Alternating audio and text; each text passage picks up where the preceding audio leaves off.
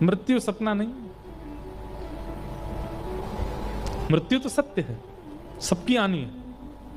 आया है सो जाएगा राजा रंक फकीर, कोई सिंहासन चढ़ चला कोई बंधा जंजीर। सबको जाना है, ये बात सब जानते हैं, लेकिन उस परम सत्य के लिए हमने कभी कुछ क्रिया की नहीं।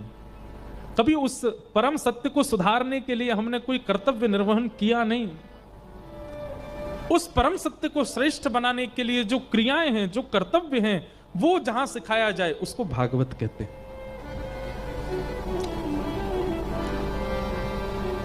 और एक बात निश्चित है कि मृत्यु के पश्चात भगवत प्राप्ति तभी हो सकती है जब जीवन काल में, अपने युवा काल में, अपने वृद्ध काल में, अपने कुमार अवस्था काल में आपने ठाकुर जी को खूब भजा हो, तभी मृत्यु के बाद उनकी प्राप्ति हो सकती है। तो अपने बाल काल में, युवा काल में, कुमार काल में, वृद्ध काल में कैसे भजना है वो जहां सिखाया जाए उसे श्रीमद् भागवत कहते हैं।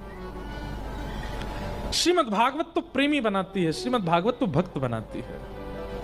इसलिए भागवत का विषय क्या है? धर्म प्रभुजत कई तवोत्र परमो, परम धर्म की प्राप्ति कराना।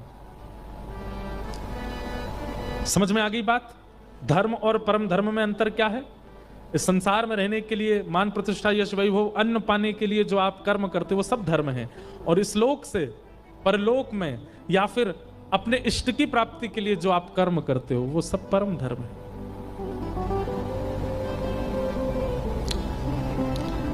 भागवत जी का अधिकारी कौन है? तो कहते हैं निर्मत सराणाम सताम। श्रीमद् भागवत की कथा हो रही है, वक्ता सुना रहे हैं, कितनों को समझ आ रही है?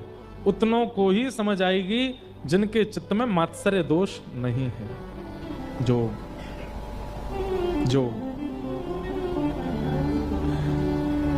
धर्म प्रोजित कई तवोत्र परमो, निर्मत्सराणाम सताम, वैद्यं वास्तवमत्र वस्तु शिवदम्, तापत्रयोन्मूलनम्। श्रीमद्भागवते महामुनिकृते किं वा परैरीश्वर, सद्यो हृदयवरोध्यते त्रिकृतभिः शुश्रूषुभिस्तत्क्षणात्। श्रीमद् भागवत का धर्म क्या है? भागवत का विषय क्या है? परम धर्म। भागवत का अधिकारी कौन है? किसको सुनने का अधिकार है कथा? तो कहते हैं जिसके चित्त में मात्सर्य दोष नहीं।